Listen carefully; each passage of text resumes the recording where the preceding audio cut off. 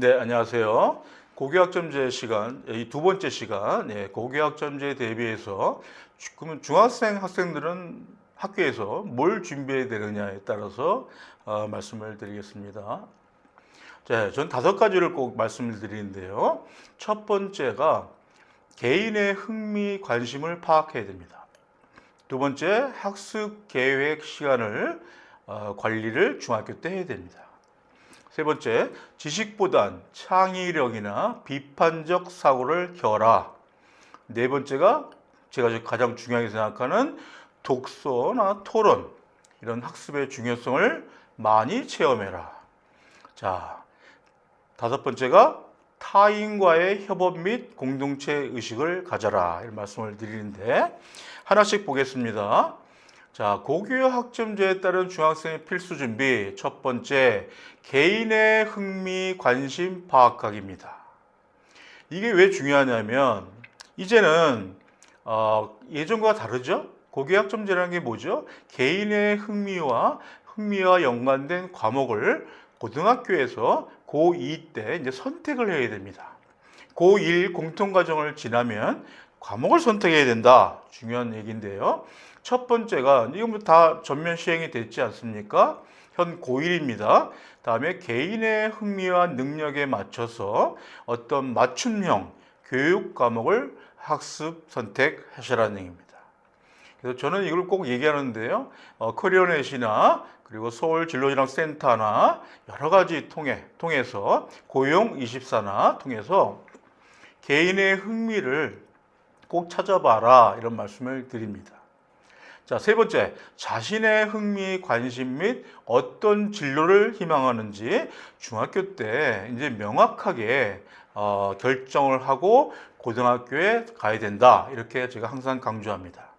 제가 학교에서 진로진학 상담 교사로 있을 때도 이 부분을 제일 중요시 여겼는데, 그동안은 이제 고교학점제 전에는요, 중학교 때 학생들이 어떤 꿈을 찾는 거나 이런 과정만 했습니다.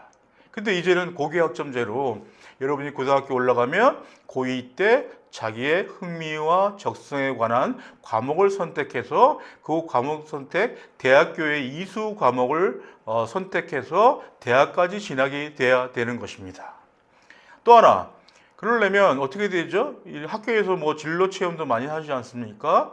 이런 진로 직업 탐색이나 외부에서도 그런 프로그램을 어머님들이 많이 데리고 다니셔야 됩니다. 과연 우리 아이가 흥미가 뭐지? 이를 파악하는 게 뭐 중간고사 성적이 뭐 어떻다가 보다도 먼저 중요시 될 게 이 개인의 흥미, 관심 파악하기. 그래서 이거는 어머님들이 꼭 학생들과 함께 꼭 준비를 하시라는 말씀을 드립니다.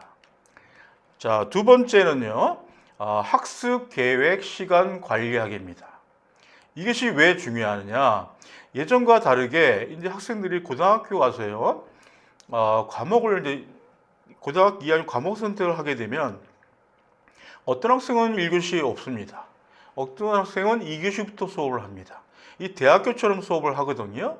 그럼 자기 시간 관리를 철저하게 중학교 때 학생이나 학부모가 준비를 해야 된다는 것입니다. 그동안 부모님이 스케줄을 짜서 막 움직이는 그거 갖고는 절대 고등학교 가서는 적응할 수가 없습니다.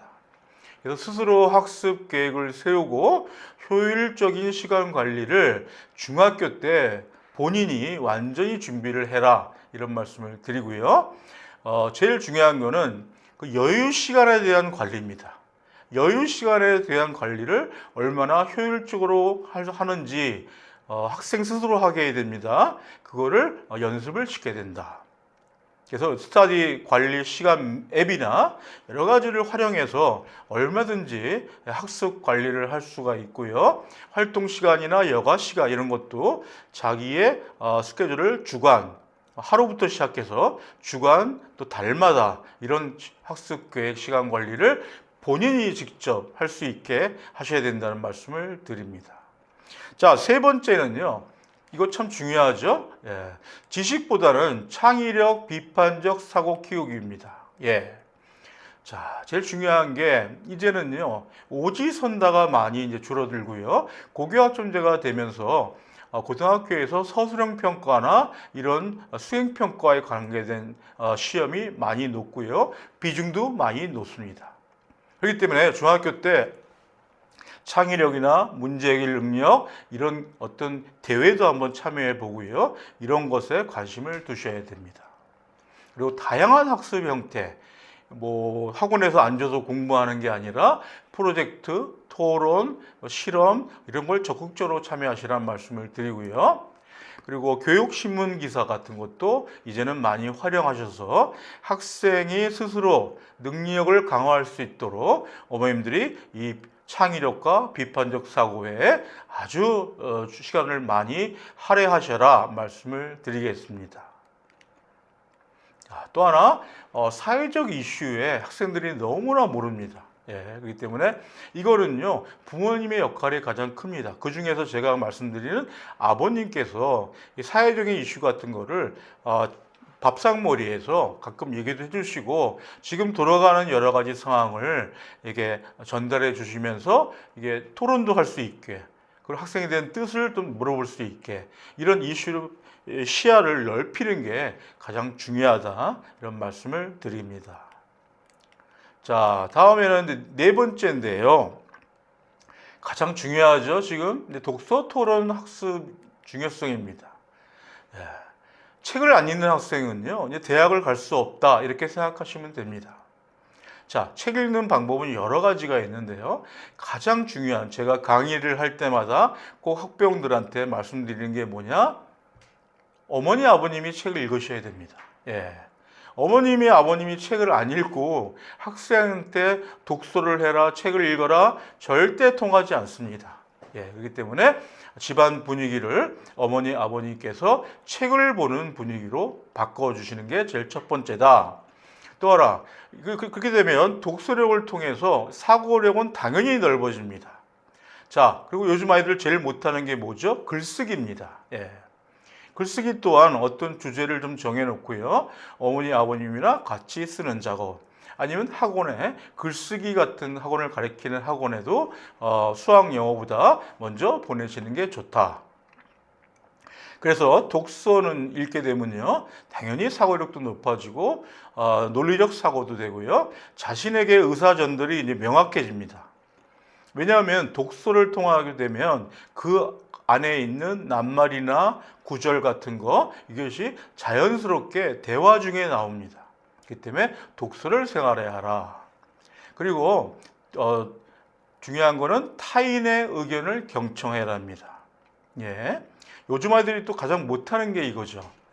자기 잘난 이야기만 합니다. 근데 타인의 의견을 경청할 수 있도록 어떤 소통 능력도 부모님이 길러주시는 게 가장 중요하다. 그래서 지금 4번에 되어 있지만 저는 이 독서 토론이 제일 중요하다는 말씀, 1번이라는 말씀을 드립니다. 책을 많이 읽게 되면요, 문장 해석이나 이런 거에 너무너무 도움이 됩니다. 그 예로 제가 강남에서만 16년 근무했는데 저희 학교의 아이가 강남의 A 학교에 가서 시험을 보는데 그 시험 감독한테 뭘 물어보냐면 시험지의 문제 해석을 몰라서 물어봤답니다. 이만큼 문제 해석에 도움을 주는 게 독서다. 그래서 이건 고2뿐만 아니라 대입까지 꼭 가는 게 독서다. 그래서 현 중학교 학생들은 생기부에 독서 기록이 있지 않습니까? 저는 전 과목을 다 독서 체크를 해서 제출을 해라. 이렇게 충고를 드립니다. 자, 다음에는 또 학생들이 못하는데 앞으로 이게 제일 중요한 거, 타인과 협업 및 공동체 의식입니다. 첫 번째, 이제는 앞으로 오지선다가 줄고 팀 프로젝트나 뭐 조별 모임, 조별 발표 이런 것들 협업이 중요한 시기가 됐습니다. 이걸 중학교 때 안 해보면 고등학교 가서는 같이 어울릴 수가 없습니다. 그래서 이런 팀 프로젝트 이런 거 물론 이제 중학교 수업에도 많이 적응을 해야 되지만 그런 기회가 있다면 어머님이 보내주셔서 이런 협업 같은 것도 학생이 가질 수 있도록 도와주시는 게 좋을 것 같습니다.